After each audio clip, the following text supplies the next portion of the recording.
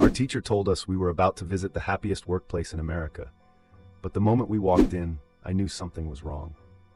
The company had won Best Workplace for 17 years in a row, along with awards for teamwork, employee happiness, and perfect productivity. Our teacher told us to pay attention, because this was the kind of company everyone dreamed of working for. We expected people laughing together, chatting over coffee, and enjoying their jobs. Instead, hundreds of employees sat perfectly still at their desks.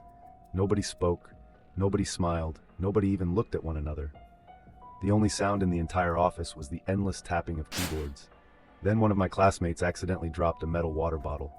The loud crash echoed through the building.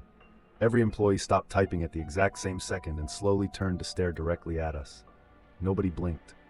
After a few seconds, they all turned back and continued working as if nothing had happened. Our teacher nervously laughed and told us to keep walking, but everyone in our class felt something was terribly wrong. During the tour, one student finally asked our guide, "Why doesn't anyone talk?" The guide smiled and calmly replied, "Talking reduces productivity." We thought he was joking until we noticed something strange. Every employee had the exact same thin scar behind their left ear. Curious, I slipped away from the group and found a room marked Employee Archives. Inside were company photographs dating back more than 50 years. Every photo showed the same employees, the same receptionist, the same office workers, even the same CEO. None of them had aged a single day. Hidden inside a locked cabinet was a thick file labeled Voice Transfer Program. As I reached for it, a calm voice whispered behind me, "Visitors were never supposed to find this room." I turned around. It was the CEO. He was smiling, but his lips never moved. The voice came from the office speakers. He slowly opened the file himself.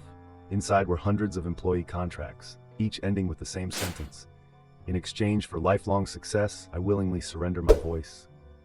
Then he unlocked a metal safe beneath the cabinet. Inside were hundreds of tiny glass jars filled with swirling gray mist. Every jar had an employee's name on it. "We don't take their voices," he smiled. "We keep them." Suddenly, every computer screen went black. A countdown appeared. Voice extraction in 30 seconds. Every employee stopped typing, stood up at the exact same moment, and slowly turned toward our class. They all opened their mouths, but no sound came out. Instead, the office speakers filled with hundreds of trapped voices screaming for help. Our teacher yelled for us to run. As we reached the exit, every employee silently pointed at us while the countdown reached 3, 2, 1. The emergency doors unlocked just in time, and we escaped.